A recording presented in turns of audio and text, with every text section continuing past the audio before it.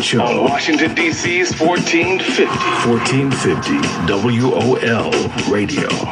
I'm actually rolling with us folks. We're discussing the life and times of El Haj Malik El Shabazz, better known as Malcolm X. Today would have been his 95th birthday. Got a question or a comment about Malcolm? Reach out to us at 800-450-7876. Baba Lumumba is our guest from Emoja House in D.C. So, Baba Lumumba, I'm going to let you finish your thought. Then I got a tweet question from Rick for you. Okay, let me just say, I just want to finish the chronology. That association, the California Afro-American Association, which literally everybody came from, one of the things that happened in the development of that was during the period in which the Cuban Revolution occurred, which in 59, what that resulted in the break from that association, and that there we developed what we call the concept of revolutionary nationalism. People who were inspired by the Cuban Revolution kind of broke away out of that. They connected with, I was part of that faction, in fact, at the time. My brother, Mamadou Lumumba, or you see his name, Ken Freeman. We produced this company called Soul Book. I came to Howard, and at that time, Malcolm was also the head of the mosque, and people don't know this, the head of the mosque in D.C. and in New York. So he would spend one weekend in D.C. and one weekend in New York.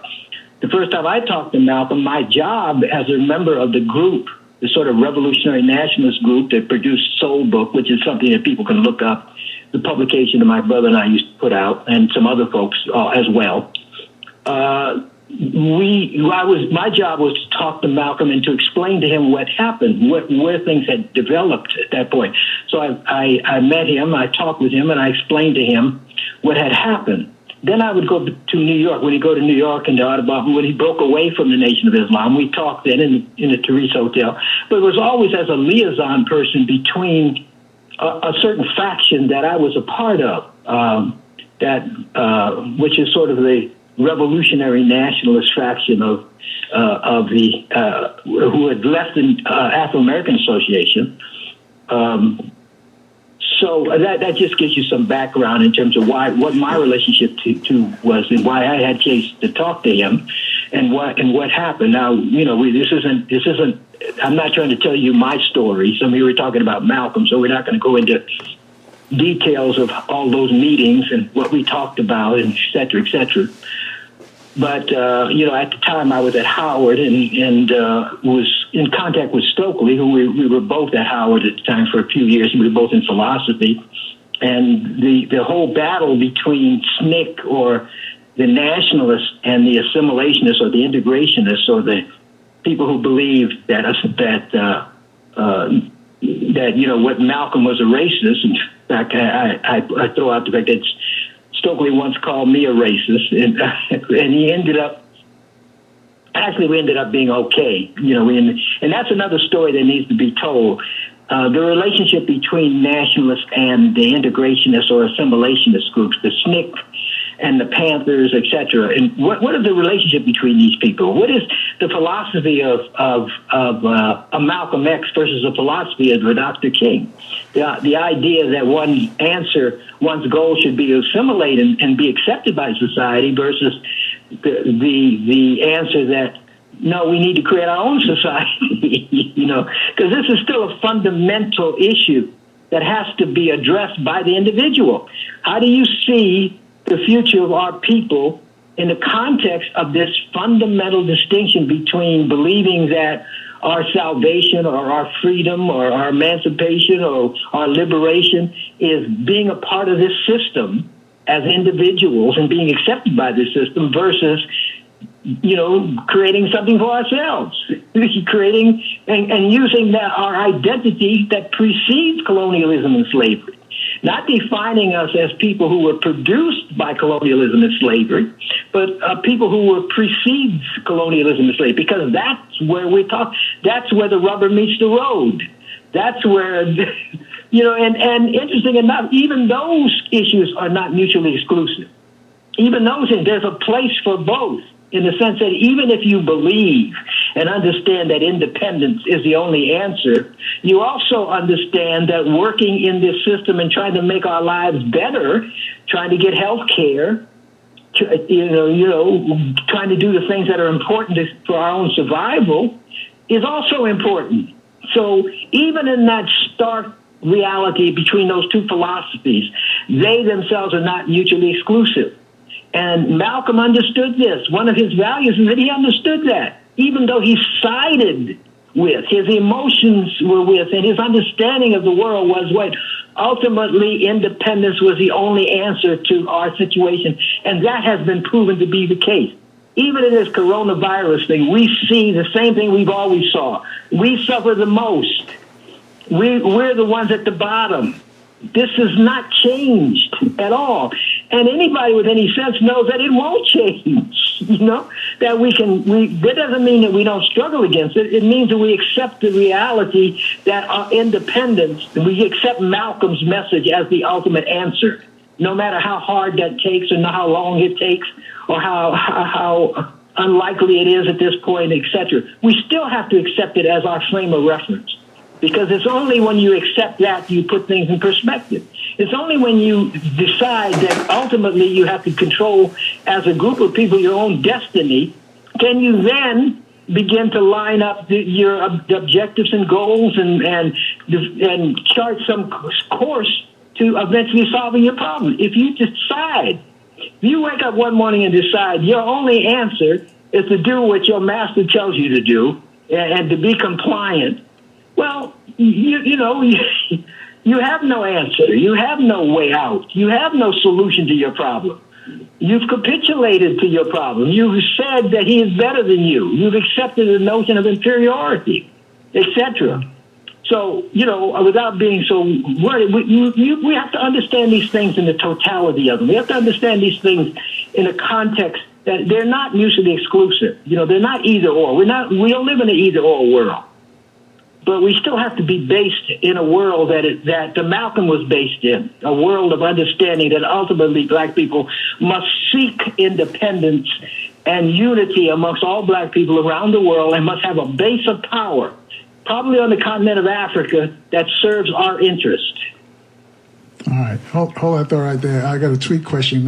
Rick wants to know, he says, ask Lumumba, how can anyone analyze Malcolm's ascension without noting the importance of Elijah Muhammad and his development? Well, you can't. Elijah Muhammad, extremely, like I said before, without Elijah Muhammad produced a vehicle that allowed Malcolm to reach us. That's a fact.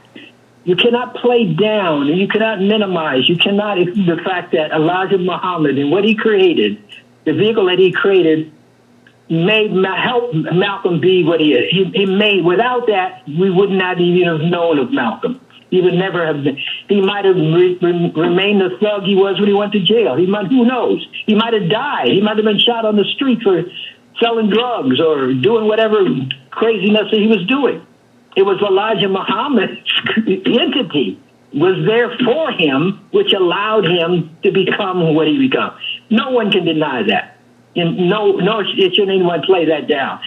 Elijah Muhammad was extremely important.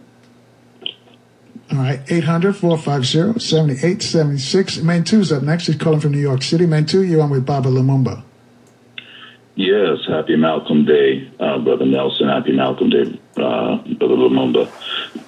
One of the things I appreciate about Malcolm is his communication style, and it goes back to what you pointed out about his love for people, because it seems that Malcolm was very connected to the culture of black people from his younger days to when he even continued that as a public figure.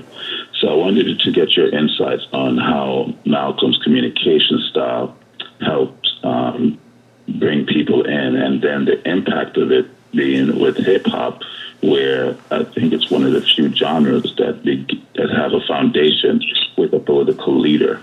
I don't think rock and roll began quoting any speeches from the presidents or the leaders of that time, but Malcolm was very interwoven with the early foundations of hip-hop and also the black arts movement. So could you speak on what are your thoughts about his communication style, his understanding of media, and how that helped the movement? I'll take the answer off the air. Bless you, both of you. All right. All righty. It's interesting because even to ask that question requires a person to be a certain age and to have seen it and experienced it. I'm not of the hip hop generation, but I'm a person who considers hip hop a style and not a culture. But that's neither here nor there. Obviously, the origins of hip hop came out of that period of time, the Black Arts Movement, etc. Extremely powerful force. That is my generation. That is the generation that I came out of. The generation that produced the Black Arts Movement, the generation that was responsible for early hip hop. We always I think of the last poets as the origins of that poetry, using poetry along with music, and that balance that hip hop has that's interesting. So, that period that Malcolm was so much a part of creating. When you look at a person like Sonia Sanchez or Marvin X or Amir Baraka or all the people who was associated with the Black Arts Movement, you see, they were inspired by Malcolm. You see, they were enthralled by Malcolm. They were, Malcolm was an extremely important element. There's no element of that period of time in which you can't trace some major influence to Brother Malcolm. None, period. And hip-hop is a great example of that. It's a great example of what that meant, when people wore the X hats, this man who was the most powerful influence in one person, and his speaking ability, of course, was primary to that. He was right. Hold that thought right there, Baba Lumumba. We'll pick up on his speaking abilities on the other side, and Mary wants to speak to you as well. Folks, you too can join our conversation. Reach out to us at 800-450-7876 to speak to Baba Lumumba. Your calls after this quick break on 1450 WOL, where information is power. Geico gets you access to licensed agents 24/7, which means that Geico is always there for you. If only everyone was always there for you, like your wife when you forget your keys at work. Hey, hon, you get my texts? I am looking for the spare house key. Maybe I can get... Turns out...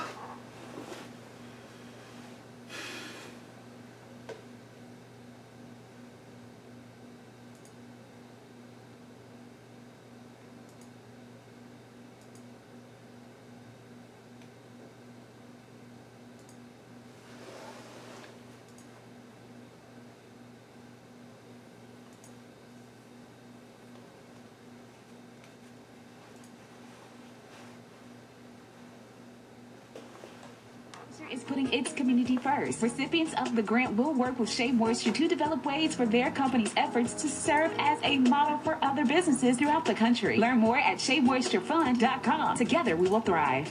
Ace is the place with the helpful hardware, folks. We know staying in is a little easier when you can grill out. That's why Ace will help you get a great grill for your family from the best brands like Big Green Egg, Traeger, and Weber. And with your local Ace right in your neighborhood, we'll assemble and deliver your grill for free. Then, to make it even easier, we'll include free fuel to help you get grilling. The brands you love and the service you trust, only at Ace. Offer valid for Ace Rewards members through May 31st on grills and accessories $3.99 and up. Propane tank not included. See participating stores for scheduling or exclusions. Capital One knows life doesn't alert you about your credit card. Hey, Couch Surfers, we've got non-stop tunes to keep you rocking while you work. Oh, and Colleen, yes, you Colleen with a K. Your free trial of Movie Plus ends tomorrow, and your card may be charged. Do you want to continue or cancel? So meet Eno, the Capital One assistant. Eno looks out for surprise charges, like when free trials expire, and helps if you need to fix them. Eno, another way Capital One is watching out for your money when you're not. Capital One, what's in your wallet? Limitations apply. Leading America and the Ad Council. Follow us on Instagram at WOLDC News. This show has been previously recorded. No phone calls, please. And now back to the Carl Nelson Show. On Washington, D.C.'s